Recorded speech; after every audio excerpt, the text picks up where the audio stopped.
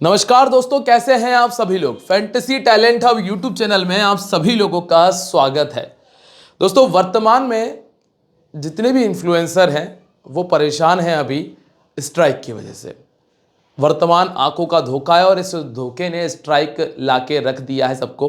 और कल हम भी बहुत परेशान थे, हमारी भी स्ट्राइक आ चुकी थी और इसी वजह से ना तो लाइव आ पाए, ना आपको जीएल का वीडियो में दे पाया था क्योंकि फंस चुका था उसमें और उसी में पूरा दिमाग भंड हो चुका था। लेकिन अब आज हम बात करेंगे इंडियन T20 लीग के मैच नंबर 42 के बारे में, जो कि राजस्थान और बेंगलोर के बीच में होगा। आगे का प्रेडिक्शन कंटिन्यू करेंगे और कोशिश करेंगे कि अब ना आए स्ट्राइक। अब क्यों आ रही थी ये तो अब ऊपर वाला जाने। चलिए दोस्तों, इस मैच के बारे में डिटेल से समझेंगे, करना क्या है, कैसे करना है।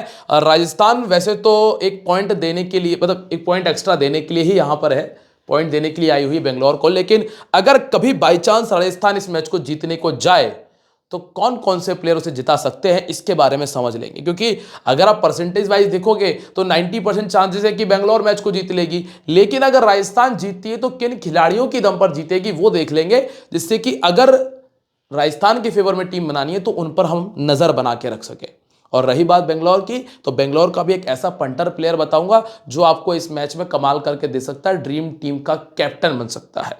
उसके बारे में भी जान लेंगे। तो चलिए शुरुआत करते हैं। लाइक के साथ में आगाज करेगा और थोड़ा सपोर्ट दिखा दीजिएगा। अगर बाई चांस चैनल चला जाता है तो फिर नया चैनल बनाना पड़ेगा, इसलिए मेरे साथ टेलीग्राम पे जुड़ जाओ। अगर चैनल चला जाता है तो टेलीग्राम के जरिए दोबारा से नई जगह शुरुआत कर देंगे, इसीलिए टेलीग्राम ज्वाइन कर लेना, जिसका लिंक मैंने वीडियो के डिस्क्रिप्शन में दिया है। तो सबसे पहले टेलीग्राम ज्वाइन कर लो, साथ में इंस्टाग्राम पर भी आ जाओ, इसी के नीचे इंस्टाग्राम का लिंक भी है। और यहां अगर आने के लिए आपको करना क्या है, जो वीडियो का नाम है ना, इस पर क्लिक करोगे तो नीचे बॉक्स आ जाएगा, मोर पे क्लिक कर देना। ये मोर लिखा हुआ है, इस पे क्लिक करोगे तो ऐसा पूरा बॉक्स खुलेगा। ये टेलीग्राम का लिंक है, ये इंस्टाग्राम का लिंक है, ये ट्विटर का लिंक है। जुड़ जाओ बस, क्योंकि अगर यहां से चले गए तो कहीं तो हमारा साथ बना रहेगा, तो इसीलिए जुड़ जाइएगा। चलिए बात कर लेते हैं मैदान के बारे में। एम चिन्नास्वामी स्टेडियम, जहां पर अभी तक एक भी मैच नहीं जीत पाई बेंगलोर की टीम। छोटा सा ग्राउंड है और बैटिंग सरफेस देखने मिलता है, फुल बैटिंग विकेट आपको देखने मिल जाता है। ग्राउंड छोटा है, ऐसे में आपको यहां पर देखने मिलते हैं भरपूर रन, जबरदस्त रन देखने मिलते हैं। टोटल 195 मैचेस जो हो चुके हैं उनमें ज्यादातर मैचेस चेस करने वाली टीम जीती है और यहां ड्यू भी आता है, यहां ड्यू भी आपको देखने मिलता है, तो ड्यू के चांसेस अच्छे रहेंगे। तो इसलिए जो आप जब टीम बनाएं तो यह ध्यान रखना कि जो टीम सेकंड बैटिंग कर रही हो उस पर फोकस कर लीजिएगा।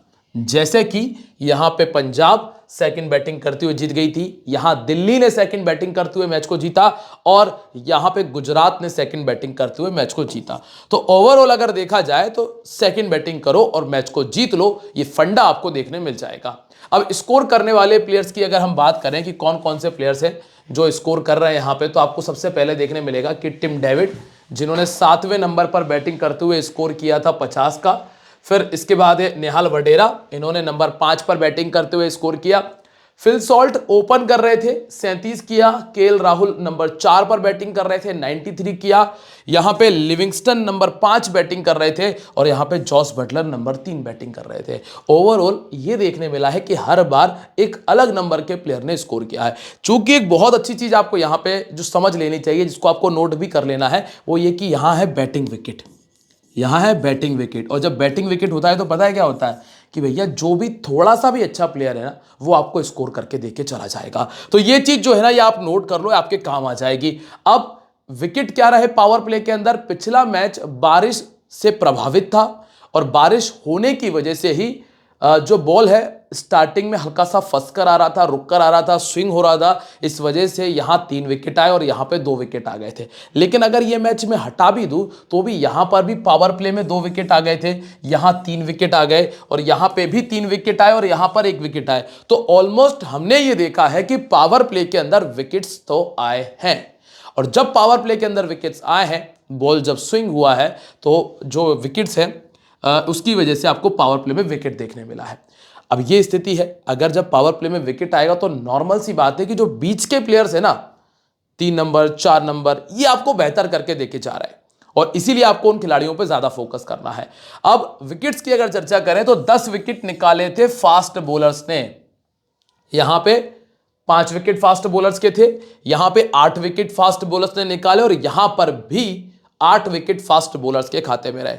अब जो अगर मैं ग्राउंड की समरी आपको बता दूं तो सबसे पहली चीज आपको यहां पे ध्यान रखनी है कि जो एक्सपेक्टेड स्कोर है वो है 175 प्लस। पहली चीज एक्सपेक्टेड स्कोर 175 प्लस। दूसरी चीज पावर प्ले के अंदर दोनों इनिंग्स के अंदर कम से कम 1 और मैक्सिमम आपको 2 विकेट देखने मिल जाएंगे। तीसरी चीज यह है कि सेकंड बैटिंग करने वाली टीम मैच को विन करने के चांसेस बहुत हाई है। अगर राजस्थान भी इस मैच को विन करती है तो सेकंड बैटिंग करते हुए जीत सकती है। फिर इसके बाद ज्यादातर जो विकेट है वो फास्ट बॉलर्स ने निकाले हैं, तो फास्ट बॉलर्स पे आपको नजर रखनी है। अब चूंकि पावर प्ले में भी विकेट आए हैं तो पावर प्ले के अंदर भी जो फास्ट बॉलर्स हैं उन और जो अगर इनमें से कोई फास्ट बॉलर ऐसा है जो डेथ में भी गेंद डाल रहा है तो उसको आप अपना चाहो तो कैप्टन और वाइस कैप्टन भी ट्राई कर सकते हो। ये जो चीजें हैं ये ग्राउंड से रिलेटेड थी जो आपका पैटर्न तैयार करवाती है कि किस तरह का पैटर्न तैयार करना है हमें। ठीक है, अब विकेट्स भी देख लो कि किस इनिंग में ज्यादा है। यहां तो खैर 9 चले गए थे, यहां 8 विकेट आए, यहां पे 7 विकेट आ गए थे और यहां 5 विकेट थे। पिछले 3 मैचेस में 9, 17, 7, 24 विकेट, 30 में से 24 विकेट आ गए। सेकंड इनिंग में 5, 2, 7 और 4, 11 विकेट। 30 में से कितने विकेट आए? 11 विकेट। तो सेकंड इनिंग में जो टीम जीत रही है तो वहां विकेट भी आपको कम ही देखने मिले हैं। तो सेकंड इनिंग के कम बॉलर और पहली इनिंग के थोड़े से ज्यादा गेंदबाजों को प्राथमिकता दी जा सकती है। ठीक है, अब यहां से जरा बात कर लेते हैं दोनों टीम्स के हेड टू हेड के बारे में। राजस्थान जब पिछली बार सामने आई थी तो 173 बनाया था और सिर्फ 1 विकेट गिरा था और यह मैच जीत गई थी बेंगलोर की टीम। स्कोर करने वाले प्लेयर थे जायसवाल, साथ में ध्रुव जुरेल और साथ में रेयान पराग। यहां से फिल सॉल्ट ने स्कोर किया था 65 का, 62 का स्कोर आया था कोहली का और देवदत्त का स्कोर आया था 40 का। 4 विकेट यहां गिरे थे, 1 विकेट यहां गिरा। दोनों टीम्स के खिलाड़ियों को विकेट नहीं मिल पाए। इसके पहले अगर आप देखेंगे जो पिछले साल की बात है जिसमें जायसवाल का 45 था, पराग का 36 था, आवेश अब इस टीम में नहीं है, अश्विन भी इस टीम में नहीं है। विराट कोहली ने बनाया था 33, रजत पाटीदार का 34, लोमरो और सिराज दोनों अब इस टीम में मौजूद नहीं है। बहुत हद तक वही कॉमन नाम है जो यहां पर थे, ये वही नाम है, जायसवाल जायसवाल, पराग पराग, विराट कोहली। रजत पाटीदार चूंकि यहां बैटिंग आ ही नहीं पाई थी उनकी और फिल सॉल्ट पहले इस टीम में मौजूद नहीं थे, तो वही कॉमन नाम है जिन्होंने स्कोर किया था पिछले मैच के अंदर भी। अब यहां पे आगे चलते हैं और जरा देख लेते हैं कि भाई इस मैच के लिए आपके लिए एक बढ़िया ऑफर है फ्री गिव अवे का। अगर आप लोगों ने अभी तक विजन 11 एप्लीकेशन डाउनलोड नहीं किया है जल्दी से डाउनलोड कर लो। राजस्थान और बेंगलोर के इस मैच के लिए आपको मिलेगा पूरे 1 लाख रुपए का फ्री गिव अवे और विजन 11 पर आपको मिलता है लीडर बोर्ड। बढ़िया कमाल का लीडर बोर्ड मिलता है। अब लीडर बोर्ड में क्या है, यहाँ पे आपको मर्सिडीज बेंज मिल जाती है, आपको फॉर्च्यूनर मिलेगी, आपको स्कोडा मिलेगी, फिर इसके अलावा आपको दोस्तों थार मिल जाएंगी और ये सारे ऑफर्स हैं विजन 11 एप्लीकेशन पर लीडर बोर्ड में। मतलब खेल रहे हो वो तो अलग चीज़ है, वहाँ जो प्रॉफिट आ रहा है वो ठीक है, उसके अलावा भी आपको प्रॉफिट मिल सकता है। तो इसके लिए आपको करना पड़ेगा डाउनलोड, जिसका लिंक हमने डिस्क्रिप्शन में दिया है और साथ में साइन अप कर लीजिएगा। चलिए बात करते हैं यहाँ से बेंगलोर के बारे में। तो बेंगलोर ने क्या किया है भाई, और उनकी जो प्रोबेबल प्लेइंग 11 है संभावित 11 में चेंज तो कुछ भी होना नहीं है। पिछले मैच में देवदत्त ने अच्छी बैटिंग कर ली थी तो ये नंबर 3 पर बैटिंग करने आ जाएंगे। सबसे अच्छी चीज ये है बेंगलोर की कि इनका बैटिंग ऑर्डर चेंज नहीं होता, जिससे टीम बनाने में आसानी हो जाती है। सॉल्ट, विराट कोहली, देवदत्त, पाटीदार, जितेश और यहां रोमारियो शेफर्ड लास्ट मैच में शामिल हुए और टिम डेविड। हालांकि टिम डेविड ऊपर बैटिंग करेंगे, शेफर्ड नीचे करेंगे। ठीक है, फिर कुरनाल पंड्या, भुवनेश्वर कुमार, यश दयाल, जॉश हेजलवुड और सुयश शर्मा। पहला ओवर लेकर कौन आएगा? पहला ओवर लेकर आएंगे जॉश हेजलवुड। दूसरा ओवर आएगा भुवनेश्वर का, तीसरा ओवर इनका, चौथा ओवर इनका आ जाएगा। फिर अगर इनमें से किसी ने अच्छी गेंदबाजी की होगी तो उसके ओवर कंटिन्यू किए जाएंगे और जो दूसरा गेंदबाज होगा वो बदलकर यश दयाल का 1 ओवर करा लेंगे और साथ में 1 ओवर पॉसिबल है कि कुरनाल पंड्या का भी करा लें। फिर मिडिल ओवर्स में कुरनाल पंड्या मिलेंगे और एक रोमारियो शेफर्ड का भी ऑप्शन टीम के पास मौजूद है, जो जनरली डेथ ओवर में गेंदबाजी करते हैं। तो डेथ ओवर के लिए रोमारियो शेफर्ड टीम के पास में मौजूद है और भुवनेश्वर कुमार बड़े कमाल की गेंदबाजी कर रहे हैं। जॉश हेजलवुड इस मैच के लिए पंटर का काम करेंगे, क्यों करेंगे वो मैं आपको आगे समझा दूंगा। अब जरा यहां पे देखें रॉयल चैलेंजर्स का क्या खेल रहा है। फिल सॉल्ट ने 4 मैच खेलकर बनाया है 85 रन इस मैदान के ऊपर। यहां इस मैदान के ऊपर फिल सॉल्ट का बल्ला उतना अच्छा नहीं चला जितना चलना चाहिए। क्योंकि पावर प्ले के अंदर हमने विकेट भी देखे हैं, तो अधिकतर मैचेस में फिल सॉल्ट का विकेट गया है। फिर आप आओगे विराट कोहली की तरफ, तो 40 का एवरेज है, जिसमें 24, 50 और 4 बार 100 से ऊपर का स्कोर है। देवदत्त पाडिक्कल की तरफ देखें तो 4 पारियों में 63 रन और 16 का एवरेज है। फिर इसके बाद रजत पाटीदार, 13 इनिंग में 35 का एवरेज है, 3 बार 50 से ऊपर का स्कोर है। जितेश शर्मा ने 5 इनिंग में 76 किया और टिम डेविड ने 4 में 123 किया। अब यहां पर सबसे बेहतर रिकॉर्ड में आप ये भी देखोगे कि रजत पाटीदार ने 13 मैच खेलकर 3 50 बनाए हैं, मतलब लगभग हर चौथी पारी में इनके बैट से एक 50 आ जाता है। इसके बाद आप यहां आए कुरनाल पंड्या में, 12 इनिंग में 2 विकेट इनके खाते में शामिल है। भुवनेश्वर कुमार ने 15 इनिंग में 16 विकेट निकाले हुए हैं। सुयश शर्मा ने 5 इनिंग में 5 विकेट निकाले हैं। जॉश हेजलवुड ने 3 इनिंग में 4 निकाला है और यश दयाल ने 11 इनिंग में 12 विकेट इस मैदान पर पहले भी निकाले हुए हैं। और यहां पे जॉश हेजलवुड और यश दयाल 3-3 विकेट पहले निकाल चुके हैं। तो अगर गेंदबाजों में जॉश हेजलवुड आपके पास में मौजूद है तो ये जीएल के वाइस कैप्टन का काम कर सकते हैं। अब यहां पर आओ, फिल सॉल्ट की क्या स्थिति है। इस फिल सॉल्ट ने एक मैच में 1 रन बनाया, पिछले में 4 बनाया। उसके पहले आप देखेंगे 65, 37 और 32 और 56, टोटल 4 बार ड्रीम टीम में जगह बनाई। 90% का सिलेक्शन है, क्योंकि आपके पास विकेट कीपिंग में बेटर ऑप्शन है ही नहीं। विकेट कीपर में बेटर ऑप्शन है ही नहीं। स्मॉल लीग में जाओगे तो ध्रुव जुरैल की तरफ बहुत मुश्किल कोई जाएगा, तो फिल सॉल्ट 90% लोगों की टीम में रहेंगे। तो ये आपकी दिक्कत खत्म है, चलें ना चलें समस्या खत्म स्मॉल लीग की। अब ग्रैंड लीग के लिए ये कर सकते हो कि इस ग्राउंड का रिकॉर्ड तो अच्छा नहीं है पहली चीज, और पावर प्ले में विकेट आने के चांसेस बहुत ज्यादा हैं। इसीलिए फिल सॉल्ट या फिर विराट कोहली में से आपको एक को छोड़ना पड़ेगा। अब ये तो आप तय कर सकते हो कि आपको रिस्क किस पर लेना है, क्योंकि यहां रिस्क है क्योंकि सामने वाली टीम की गेंदबाजी कमजोर है। अब यहां से पिछले 1 साल के अंदर 27 का बैटिंग एवरेज, 8 बार बड़े स्कोर हैं। सेकंड इनिंग में ज्यादातर मैचेस में अच्छा किया है। कमजोरी के नाम पे कुछ भी कमजोरी नहीं है, बस 3 बार लेफ्ट आर्म मीडियम ने आउट कर दिया और सामने वाली टीम ने 11 बॉलर खरीदे थे ऑक्शन में और उसमें लेफ्ट आर्म मीडियम लेना भूल गए, शायद ऐसा लगा। देसी बॉलर एक भी लेफ्ट आर्म नहीं है, फजल फारूकी है, उसको खिलाते नहीं है। ठीक है, नंबर 2 पे नाम है विराट कोहली का। विराट कोहली 73, 62, 67, 31, 59, ऑलरेडी 4 बार 50 से ऊपर का स्कोर आ चुका है और 50 जो आया है वो 60 रन के आसपास वाला है। ठीक है, पिछले 1 साल के अंदर लगभग 60 का एवरेज है, 9-50, एक बार 100 से ऊपर का स्कोर है। दोनों इनिंग्स में चेस करते हुए ज्यादा अच्छा खेलते हैं। कमजोरी में 2 बार लेफ्ट आर्म मीडियम आउट कर चुका है इस टूर्नामेंट के अंदर। संदीप शर्मा ने 7 बार आउट किया है, लेकिन पिछले मैच में संदीप शर्मा ने बहुत ऐसा कुछ खास किया नहीं और संदीप शर्मा को संभाल कर खेल गए थे ये। फिर आप आओगे नंबर 3 पे, तो जहां मिलेगा देवदत्त, और देवदत्त ने राजस्थान के सामने 6 मैच खेलकर 261 बनाया है। पिछले 1 से 1.5 साल में 21 का बैटिंग एवरेज और ज्यादातर मैचेस में चेस करते हुए अच्छा किया है। अगर टीम पहले खेल रही है छोड़ दो देवदत्त को, टीम सेकंड बैटिंग कर रही है रख लो देवदत्त को, बस इतनी सी कहानी है। लेफ्ट आर्म मीडियम इनसे भी नहीं खेलता, 55 गेंदों में 5 बार आउट हुए। अब राजस्थान के पास में कोई लेफ्ट आर्म मीडियम तो नहीं है, लेकिन लेके आना पड़ेगा। अगर लेफ्ट आर्म मीडियम लाते हैं तो चांसेस हैं कि वो आपको कम से कम 2 विकेट निकाल कर देके जाए। तो ये चेंज करना पड़ेगा टीम को, नहीं करती है तो फिर वो टीम किसी भी प्रकार के गेम प्लान के साथ में नहीं आ रही है। फिर आप आओगे नंबर 4 पे रजत पाटीदार, जो कि ये भी लेफ्ट आर्म से फंस जाते हैं और रजत पाटीदार ने almost dream team like performance हर मैच में किया है। सिर्फ ये 2 मैच ऐसे गए जिसमें 12-12 का स्कोर किया था, बाकी जितने भी मैचेस सब में लगभग ड्रीम टीम में आए हैं। और पिछले 1 साल के अंदर इनका 31 का एवरेज है, राजस्थान के सामने 36 का एवरेज है। पहले बैटिंग करने आते हैं तो ज्यादा इफेक्टिव होते हैं, 6 बार 50 है। लेफ्ट आर्म मीडियम के सामने 4 बार आउट हो चुके हैं और राइट आर्म फास्ट बॉलिंग के सामने 3 बार। जोफ्रा आर्चर है जो कि इनको परेशान करेंगे। हालांकि जोफ्रा आर्चर जब गेंदबाजी करने आएंगे तब रजत पाटीदार की बैटिंग नहीं आ चल रही होगी, तो इसलिए वो दिक्कत खत्म है। इसके बाद अगला जो नाम है वो है जितेश शर्मा का। जितेश शर्मा ने राजस्थान के सामने 5 में 160 बनाया।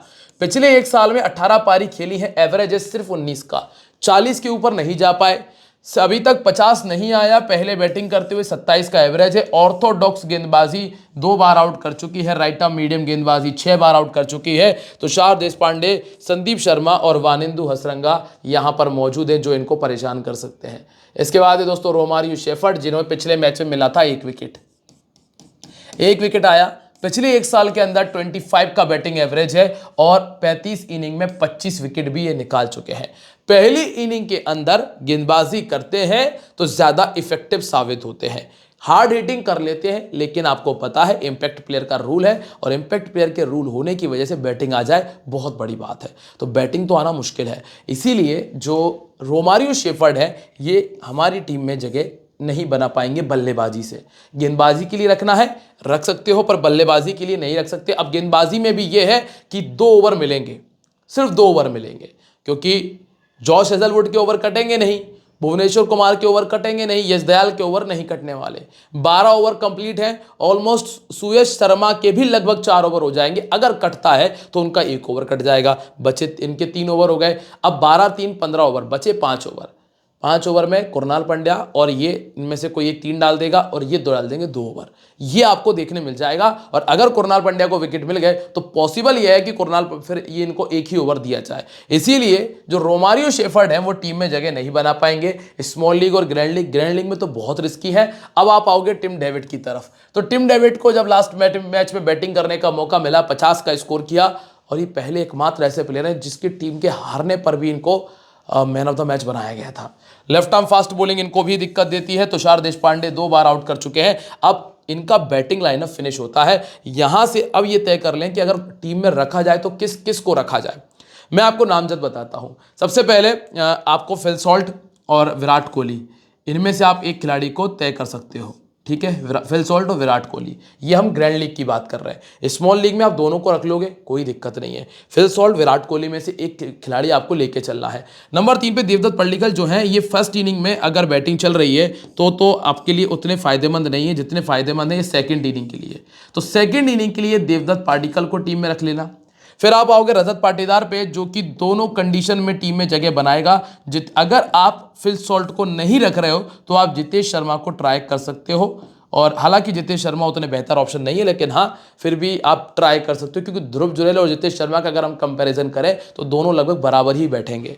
और अंतिम जो प्लेयर है यहाँ पे आपकी टीम में जो फिट आ सकता है वो है दोस्तों यहाँ से टिम डेविड, वो भी पहले बैटिंग करते हुए। टिम डेविड पहले बैटिंग करते हुए आ सकता है, सेकंड बैटिंग में टिम डेविड की जगह नहीं बन पाएगी। तो इस तरह से आप बल्लेबाजी का सिलेक्शन कर सकते हैं। अब बात करें कुणाल पंड्या की, लास्ट मैच में भी 2 विकेट निकाल दिए, 11 पारी में 22 का बैटिंग एवरेज, और 20 इनिंग में 16 विकेट खाते में शामिल है। 76% लोगों ने टीम में रख लिया है। जरूरी नहीं कि आप भी लेकर चलो, हाँ अगर सामने वाली टीम की कमजोरी है तो एक अलग बात है। पर मैं आपको ये बता दूं कि सामने वाली टीम में 2 से 3 लेफ्ट हैंड बल्लेबाज हैं, जिसमें जायसवाल और नीतीश राणा, सूर्यवंशी मौजूद है। अगर इनमें से कोई भी 2 खिलाड़ी बचे रहे तो फिर इनको शायद उतने ओवर करने ना मिल पाए। तो ये भी ध्यान रखना कि हो सकता है कि आप कुणाल पंड्या को इसलिए टीम में रखो कि वो आपको बेहतर करके दें, लेकिन पता चले कि उनको ओवर ही नहीं मिल रहे, तो वो भी दिक्कत वाली बात है। इसके बाद है जॉश हेजलवुड, 23 इनिंग 35 विकेट खाते में है। पहले गेंदबाजी करते हुए 8 है और सेकंड गेंदबाजी करते हुए 27 विकेट है। तो जॉश हेजलवुड लेकिन आपके लिए वो जबरदस्त पिक बन सकते हैं जो जीएल में कैप्टन वाइस कैप्टनसी का काम कर जाएगा। कारण बता दूं आपको मैं, अब जरा कारण सुन लो, लॉजिक सुन लो भाई। सामने जो टीम है ना, उसके पास अधिकतर खिलाड़ी अनएक्सपीरियंस प्लेयर है, जिसमें सूर्यवंशी है, जिसमें ध्रुव जुरैल है, जिसमें नीतीश राणा भी मैं अनएक्सपीरियंस में ही काउंट करता हूं उनको। और अगर ये थोड़ा सा भी अपने पेस और लेंथ को वेरी करते हैं तो ये मान लेना कि ये आपको आराम से 2 से 3 विकेट तक निकाल कर दे सकते हैं। तो इसीलिए 3 विकेट अगर आते हैं तो वाइस कैप्टन का काम हो सकता है। तो जॉश हेजलवुड मेरे लिए इस मैच के पंटर पिक है, जिनका सिलेक्शन हालांकि 80% है, पर कैप्टन वाइस कैप्टन कभी लोग ट्राई कर रहे हैं। इसके बाद दोस्तों यश दयाल है, लेफ्ट आर्म मीडियम, 22 इनिंग में 22 विकेट इनके खाते में दर्ज है। और अंतिम जो 2 नाम है, जिसमें एक तो भुवनेश्वर कुमार है जो कि 23 इनिंग में 19 विकेट निकाल चुके, ऑलमोस्ट हर मैच में 1 विकेट आया है इनके खाते में, और सेकंड इनिंग में 14, पहली इनिंग में 5 विकेट है। लास्ट नाम है सुयश शर्मा का, 20 इनिंग 14 विकेट ये निकाल चुके हैं।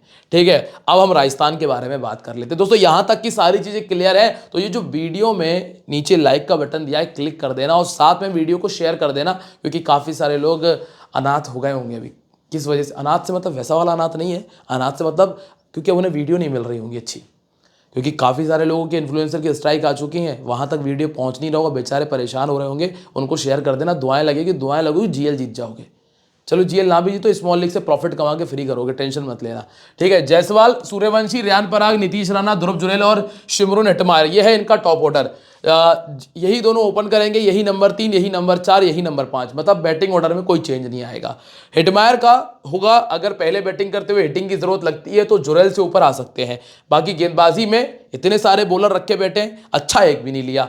जोफ्रा आर्चर के पास में है राइट आर्म फास्ट बॉलिंग, ये डालेंगे पावर प्ले का पहला ओवर, फिर आपको मिल जाएगा दूसरा ओवर संदीप शर्मा से, क्योंकि विराट कोहली का मैचअप यहाँ पे लेकर आएंगे। फिर है दोस्तों तुषार देशपांडे, तीक्षाना को आप गेंदबाजी करते हुए देखेंगे मिडिल ओवर्स के अंदर, और वानेंदु असरंगा को आप मिडिल और डेथ में देख लेंगे। अब इस मैदान के ऊपर जायसवाल ने पहले बनाया है 47 रन, नीतीश राणा की तो सभी ग्राउंड जैसी कंडीशन है, जहां हर ग्राउंड पे इनकी यही स्थिति है, 20-22 का एवरेज है, और नीतीश राणा पता नहीं क्या हिसाब से आईपीएल खेल रहे हैं। ध्रुव जुरैल एक पारी में 34, शिमरून हेटमायर 3 में 83, और शिवम दुबे एक आधे की मैच खेला हुआ इस बंदे ने, T20 करियर भी उतना सही है, 43 रन है इस मैदान के ऊपर। वानेंदु असरंगा 4 पारियों में 4 विकेट निकाल चुके हैं। संदीप शर्मा 12 विकेट इस मैदान पे पहले निकाल चुके हैं, तो इस लौंडे पे जरा नजर रखिएगा। और ये तुषार देशपांडे के खाते में भी 2 इनिंग में 4 विकेट हैं। अब जरा यहां पे देखो आप जायसवाल क्या कर रहे हैं भैया। जायसवाल ने पिछले तीनों मैचेस में 50 बना दिया, उसके पहले एक मैच खाली गया, उससे पहले भी 50 था। अब फॉर्म आ चुकी है भर भरी सी फॉर्म आ चुकी है और खतरनाक तरीके से बल्ला चल रहा है। अब हाल फिलहाल में थोड़ा सा जवाबदारी भी बढ़ गई है, क्योंकि संजू सैमसन नहीं है। अब संजू सैमसन के नहीं होने की वजह से जवाबदारी बढ़ी है। और एक बात मैंने आपको बताई थी कि जॉश हेजलवुड जो लेंथ गेंद डालते हैं ना, हार्ड लेंथ, वो परेशान करेगी। 21 गेंद में 2 बार आउट किया है, हालांकि रन बराबर मारे 261, लेकिन कई बार मिस होता है। आपकी जो स्ट्रेंथ है, जो तैरता है वो डूब के ही मरता है, जो अच्छा तैरा के वो डूब के मरता है, जो अच्छा ड्राइवर है वो एक्सीडेंट से मरता है। सुना होगा आप लोगों ने वही स्थिति कि आपकी जो फेवरेट गेंद है कई बार आपको ही खा के जाती है। तो 22 गेंदों में 2 बार आउट हो चुके हैं। यश दयाल ने 28 गेंदों में 2 बार आउट किया है। अब रिकॉर्ड ये कहता है कि जब बेंगलोर के सामने खेले हैं तो 28 का एवरेज है, एक बार 50 है, और पिछले एक साल के अंदर 34 का एवरेज और 5 बार 50 से ऊपर का स्कोर। और जायसवाल ने जो 50 बनाया ना 75, ये पिछले ही मैच में था जो इस टीम के सामने इन्होंने खेला था। ठीक है, इसके बाद लेफ्ट आर्म मीडियम परेशान करता है, यश दयाल से इनको बचना पड़ेगा। सूर्यवंशी की तरफ आते हैं दोस्तों, कमाल का शॉट खेला था, लेकिन मुझे एक बात कमेंट करके बता दो, ये 14 साल का लगता है क्या यार? मुझे 14 साल का, हाँ, पर यह कि यार 17 का भी हुआ ना, छोटा तो है पर अच्छा खेला, पर 14 नहीं लगता मुझे ये। आप लोग मुझे कमेंट करके बताना कि एक पारी में 34 रनों का स्कोर जो इन्होंने बनाया था, बड़ी कमाल की पारी खेली थी। बंदा मेरी टीम में भी है। टीम में क्यों है पता है? सेंसिबल क्रिकेट था, हर गोल पे लप्पा चलाने को नहीं देख रहे थे।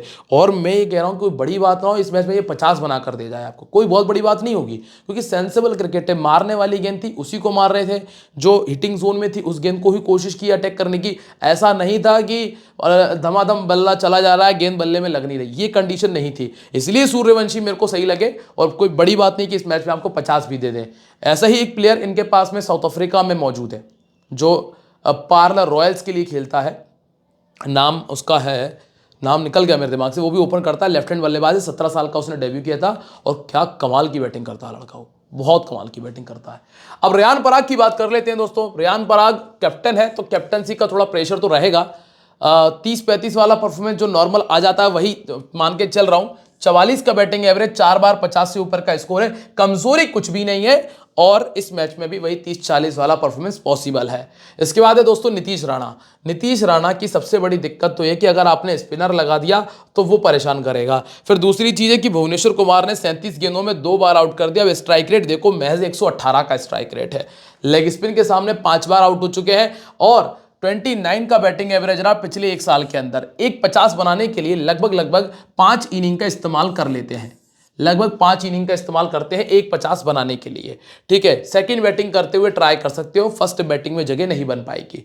इसके बाद अगला नाम है ध्रुव जुरैल का। ध्रुव जुरैल 28 का बैटिंग एवरेज, सेकंड बैटिंग में 350 है, उतना कुछ खास किया नहीं। हाँ, अगर आप लोग फिल सॉल्ट को छोड़ने का रिस्क उठाते हो तो फिर यहां आ सकते हो। अगर फिल सॉल्ट को छोड़ने का रिस्क उठाना है तो फिल सॉल्ट को कोशिश करना कि सेकंड इनिंग में छोड़ने का रिस्क उठाना, क्योंकि पहली इनिंग में ही इनकी बैटिंग आ पाएगी, आने को तो सेकंड में भी आ जाएगी, क्योंकि इनका टॉप ऑर्डर में ऐसी कोई दम तो है नहीं कि खड़ा रहे। तो बैटिंग तो इनकी दोनों इनिंग्स में आ जाएगी, तो आप दोनों इनिंग्स में इनको ट्राई कर लेना। ठीक है, और 3 बार 50 से ऊपर का स्कोर है, फिल सॉल्ट को छोड़ो तब ले लेना। इसके बाद शिमरून हिटमायर है, इनको ज़्यादा रखने की आवश्यकता है नहीं, हालांकि एक बार 50 बनाया था। पहले बैटिंग करते हुए रखना, अगर रखो तो सेकंड बैटिंग में मत रखना। लेग स्पिन परेशान करती है, चाइनामैन दिक्कत देता है। भुवनेश्वर कुमार 2 बार आउट कर चुके हैं, सुयश शर्मा मौजूद है और इसके बाद है वानेंदु हसरंगा। वानेंदु हसरंगा ये वो प्लेयर है जो आपके लिए पंटर का काम कर सकते हैं, 4 विकेट निकाल दें, कोई बहुत बड़ी बात नहीं है। कारण बता देता हूँ आपको मैं, एक तो टॉप ऑर्डर के 2 प्लेयर, फिर देवदत्त पाडिक्कल, रजत पाटीदार स्पिन को अच्छा खेलते हैं, फिर उसके बाद रोमारियो शेफर, टिम डेविड, ये वो प्लेयर हैं जो स्पिन को खेलने में दिक्कत आती है जिनको। इसीलिए वानिंदु हसरंगा 3 से 4 विकेट अगर निकाल दें तो ऐसा सोचने में दिमाग मत करना कि यार इसने 4 विकेट कैसे निकाल दिए। अच्छा बॉलर है, ट्राई कर सकते हो, कोई दिक्कत नहीं। जीएल में एक टीम में कैप्टन बनाना। अब पिछले मैच में हालांकि विकेट नहीं आए लेकिन गेंदबाज अच्छा है, ठीक है। और इसके बाद शुभम दुबे, यहां पे आप ज्यादा दिमाग मत लगाना, इसको छोड़ देना, एक प्लेयर कम करो अपना। फिर जोफ्रा आर्चर 1 विकेट मिनिमम आराम से आएगा, 28 इनिंग 31 विकेट, बेंगलोर के सामने 6 में 2 विकेट है। तीक्षाना की बात करेंगे तो 46 में 48 विकेट इनके खाते में दर्ज हैं और तीक्षाना उतने बेहतर विकेट टेकर नहीं कह सकता मैं। संदीप शर्मा 2023 से 25 में 29 विकेट से इकोनॉमिकल रहते हैं, पर विकेट्स की बात करेंगे तो वो थोड़ा सा मुश्किल हो जाता है। और इसके बाद दोस्तों तुषार देशपांडे आपको मिलते हैं जिन्होंने 20 इनिंग में 23 विकेट निकाले हैं। इस टीम की तरफ से अगर आप सिलेक्शन देखोगे ना तो जायसवाल एक ऐसा ऑप्शन है जो ज्यादातर लोगों की टीम में रहेंगे पराग के साथ में। अब मैं सूर्यवंशी को ट्राई करूंगा, सूर्यवंशी मेरे लिए बेटर ऑप्शन नजर आया है। नीतीश राणा को अगर रखना हो तो सिर्फ सेकंड इनिंग के लिए आपके लिए एक अच्छा ऑप्शन है, फर्स्ट इनिंग में उतना बेहतर ऑप्शन नहीं है। वानिंदु हसरंगा एक बेटर है। हाँ, अगर आप लोग फिल सॉल्ट को छोड़ रहे हो तो फिर आप झुरेल की तरफ आइएगा जरूर, ये ध्यान रख लेना। गेंदबाजी में अगर दोनों टीमों की बात करें तो एक तरफ से भुवनेश्वर और जॉश हेजलवुड बेटर ऑप्शन है, बहुत अच्छा ऑप्शन है आपके पास में। और अगर इस टीम की तरफ से देखें तो वानिंदु हसरंगा, जोफ्रा आर्चर और कुछ अलग रिस्की जाना है तो आप तुषार देशपांडे के साथ में जाइएगा, ये बढ़िया गेंदबाज है, ठीक है। संदीप शर्मा का रिकॉर्ड वैसे ठीक है इस टीम के सामने, बेंगलोर के सामने, लेकिन फिर भी मुझे तुषार देशपांडे ज्यादा बेटर लगता है डेथ ओवर के हिसाब से, ठीक है। स्मॉल लीग में विराट कोहली ज्यादातर लोगों के कप्तान होंगे, रजत पाटीदार होंगे और जायसवाल होंगे। अब जीएल में अगर जाओगे तो सॉल्ट है, जॉश हेजलवुड और वानिंदु हसरंगा को ट्राई कर लेना, ये वो प्लेयर्स है जिनको हम जीएल के अंदर ट्राई करने का बिल्कुल सोचेंगे। अब टीम कॉम्बिनेशन क्या कहता है भाई, सबसे पहले तो एप्लीकेशन जो है विजन 11, इस पे अपने टीम बना लेना, लिंक हमने डिस्क्रिप्शन में दिया है आपको।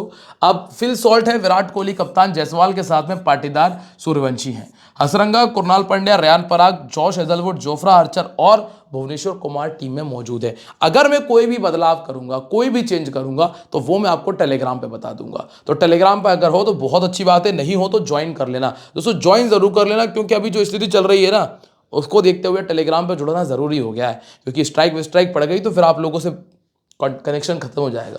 लिंक डिस्क्रिप्शन में, ज्वाइन कर लेना। This game may be habit forming और financially risky, so please play responsibly. मिलते रहेंगे आप लोगों से अपनी अगली वीडियो में, तब तक के लिए बाय, जय हिंद, जय महाकाल।